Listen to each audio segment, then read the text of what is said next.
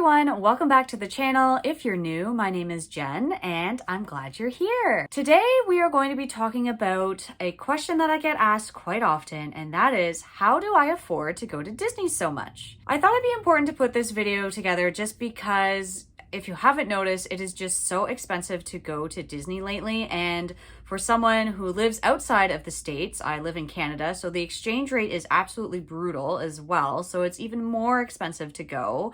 So I thought I'd put a little video together to show you some tips and tricks and the ways that I save and am able to go to Disney at least once a year. Before we dive in, make sure you give this video a thumbs up if you enjoy Disney trip planning content or Disney budgeting or anything related to travel as well. Make sure you are subscribed. I do a lot of Disney planning and trip content and travel vlogs and that sort of thing, so make sure you stick around. I think it goes without saying, the first important thing to do is budget. Obviously, I have to put money aside to a vacation fund out of the money that is coming into me from my regular 9-to-5 job. I am by no means a bajillionaire. I do not make a ton of money or anything like that.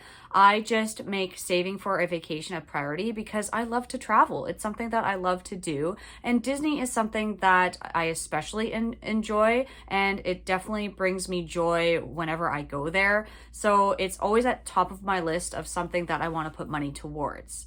So I have a vacation fund that I contribute to every time I get paid. I'm always putting money aside, whether that be $50, $100 or more or less or whatever it is. I'm just always trying to contribute to that. And I'm also a very frugal person. I do not spend a lot of money on things that I don't need.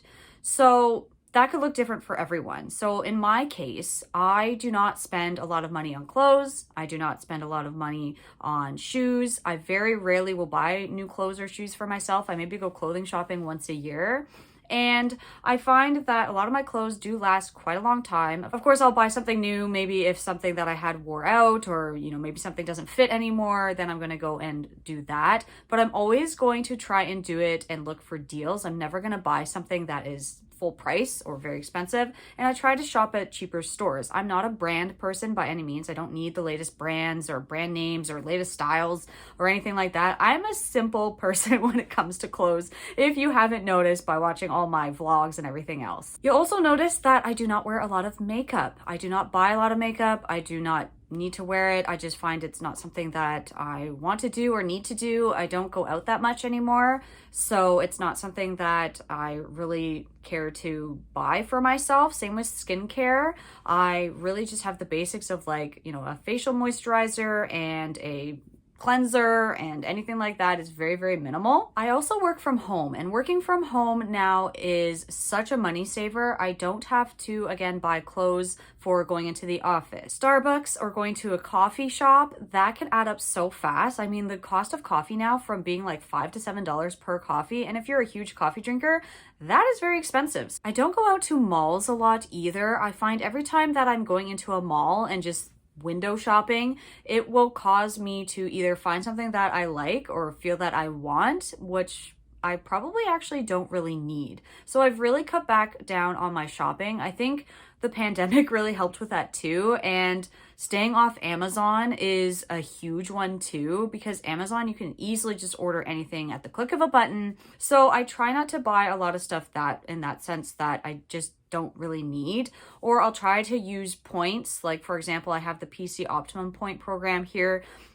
It's something that we have in Canada. It's just a point system that you get. You can use it to redeem for groceries, or sometimes you can buy electronics or video games and redeem it for all different sorts of stuff that way. So I try to always save money by doing that. I never am really going out and buying something that's at full price. I know for us ladies, it can get very expensive too if we're doing our hair a lot or getting our nails done. I will very rarely get my nails done. It's not something that I find that I need to do. Yes, of course, I like to feel pretty, but I will really only get my nails done if I am going somewhere, whether it be a wedding or if I am going on vacation and, my hands might be in pictures or something. Or same with my hair. I don't dye my hair. I maybe get my hair cut once a year, if that. So I just, again, because I work from home and I'm not going out that much, and at the age that I am, I'm not going out to bars or doing anything too fancy. So I am just not having to put my money towards a lot of that stuff. Something that me and Alex have really cut down on, or try to cut down on, is eating out. We are foodies, don't get us wrong. We love to eat out and go to different restaurants, and we do live in a city, so it's very easy to basically go and eat out anywhere and have anything that you want at the tip of your fingers sort of deal. So we have cut down on that. We try to only eat out maybe once a week, if that, and we just cook all our meals at home. Of course, it gets a little tiring cooking every day, all the time, especially if it's, say I'm doing more of it than Alex does because he might get busy with work, or vice versa. So, we will allocate maybe one night a week where we're eating out. The only time we might have like a really fancy dinner or go out somewhere really fancy is when it's a birthday or a special occasion. Of course, we are going to allocate a bit more money towards that, but not eating out is a really great way to save the money that we have and meal prep, buy groceries that will last a long time, buy frozen, that sort of thing.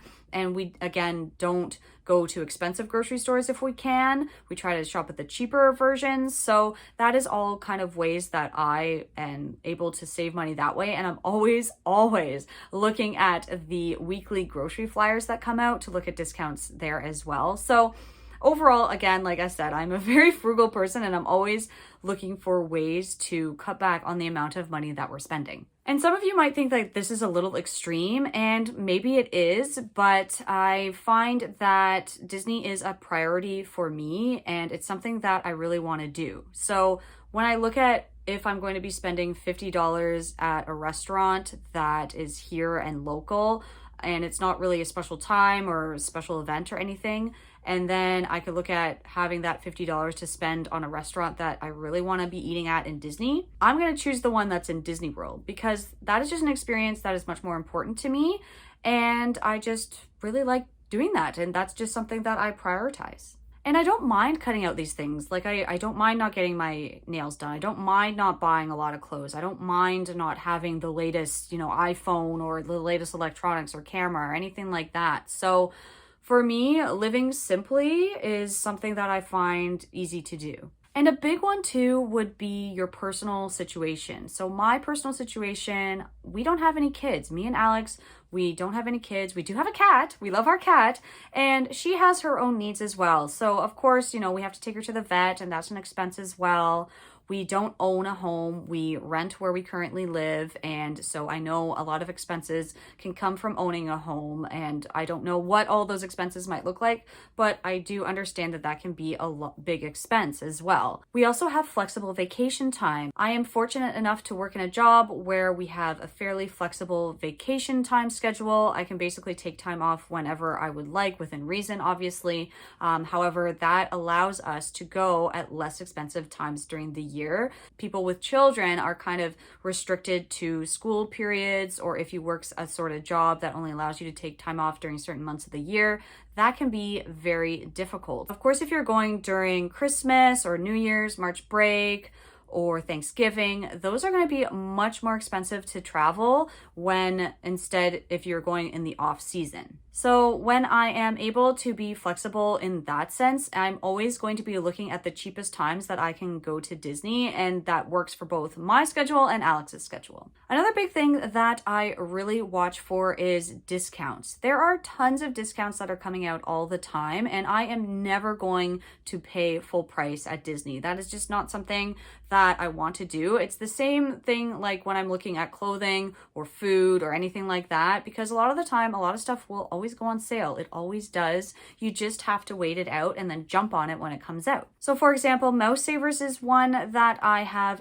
signed up for a monthly newsletter to come to my email, and it has a bunch of discounts, whether it be Disney resorts, or it'll be a Disney cruise line, or it could be ticket discounts as well, and they send you discount codes. So it's very useful in that sense, and it gives you a big summary and everything. So if you're interested, I'm not affiliated obviously or anything like that. I just like to get their discounts sent to me.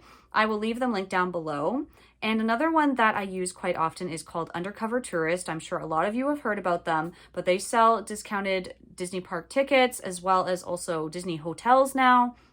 They are a very useful website. They also do Universal too. I've used them in the past and they are great. They are always cheaper than booking with Disney Direct, so I definitely highly recommend checking them out too. I'll leave them linked down below as well. Again, not affiliated, I've just used them before and I want to share the good info out to you guys so you can save some money too. And if you're Canadian, this year Disney released a great discount for park tickets. It was like up to 20% off like a 5-day or longer ticket, which has saved us at least over $100 per ticket, which is great. So I definitely, of course, had to jump on that. But different discounts like this come out all the time. So check out the Disney website, look at the special offers, price out your vacations, see how much you think it'll cost, and then that'll give you a good benchmark of where you need to be and how much money you need to save. I am by no means a rich person or anything like that. I'm just your average person working a 9-to-5. I mean, we do have a comfortable income where me and Alice can support ourselves. We can pay our bills. We take care of car payments. We take care of everything that is important before we put anything towards Disney. Of course, we're going to be responsible in that sense. And if something comes up like an emergency, we are, of course, going to put off any expenditures for a Disney trip. We will take whatever money we have saved and put it towards that. We are always going to prioritize living expenses and things that we need to take care of here before we put it towards a Disney trip. So at the end of the day, once I've done all of these things, and I'm doing it pretty much every day, I'm always budgeting, I'm always putting money aside where I can and planning my next trip. Doing all these things really does add up. We were just back in Disney at the end of October. Now, granted, we were only there for a couple of days. So now we are planning to go back this coming May, and this time we're going to be staying for a week. So I am so excited to be going back and actually staying a bit longer. The last couple trips we haven't been going for a full week, so I'm very much looking forward to that. So if you're interested in Disney vlogs or more Disney trip planning, make sure you are subscribed. There'll be more Disney content coming your way. Be sure to give this video a big thumbs up if you enjoyed it. Leave me a comment down below. I would love to hear from you. And until next time, I will see you all again very soon. Bye!